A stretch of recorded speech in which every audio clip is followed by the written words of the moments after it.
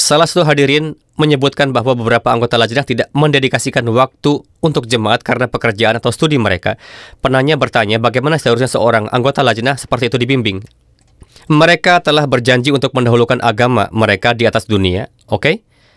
Adalah kewajiban orang tua untuk mendidik anak-anak mereka secara moral sejak masa kanak-kanak.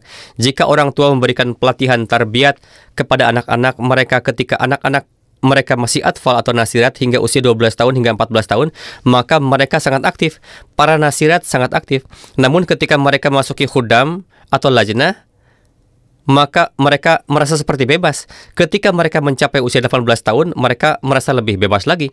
Oleh karena itu, sejauh menyangkut pendidikan, para gadis yang sedang belajar harus diberi kelonggaran.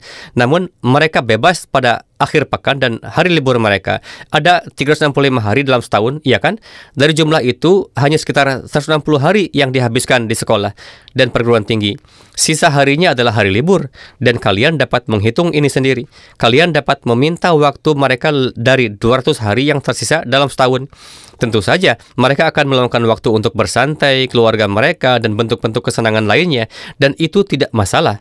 Meskipun demikian, alhasil, mereka setidaknya harus mendedikasikan 30 hingga 50 hari dalam setahun untuk agama mereka.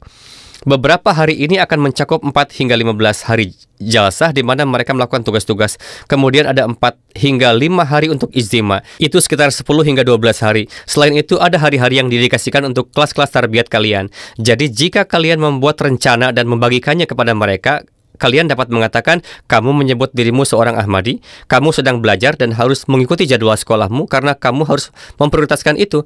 Namun, dedikasikan sebagian dari waktu luangmu untuk para wanita yang bekerja, kecuali dalam kasus di mana seseorang sedang berjuang untuk memenuhi kebutuhan hidup atau mereka bekerja sebagai profesional penting seperti dokter, perawat, atau guru, mereka terlibat dalam melayani kemanusiaan atau profesi serupa lainnya seperti layanan sosial, maka mereka boleh mengejar itu. Meskipun demikian, mereka juga mendapatkan hari libur akhir pekan 2 hari mereka. Dalam setahun, mereka diizinkan untuk mengambil antara 40 hingga 60 hari libur dari pekerjaan. Mereka mengambil cuti dari pekerjaan mereka selama jalsah, dan dengan demikian mereka dapat melayani selama kesempatan-kesempatan tersebut.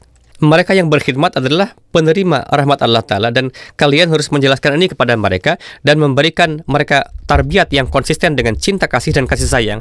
Ketika para gadis memasuki nasirat atau ketika para pemuda memasuki usia khudam, adalah tanggung jawab badan-badan untuk menjaga mereka.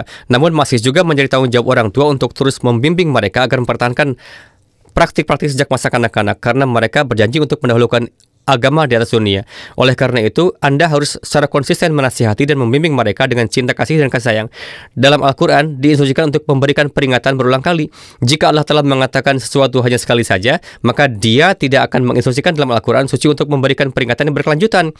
Perintah untuk memberikan peringatan ini diberikan olehnya, karena Dia mengetahui sifat kita. Allah Ta'ala yang menciptakan kita, dan Dia sangat mengetahui sifat kita dan tahu bahwa kita menyimpang setelah beberapa waktu. Jika Anda menunjukkan teladan Anda sendiri, semuanya akan baik-baik saja. Terkadang kalian terlalu kaku atau meninggalkannya.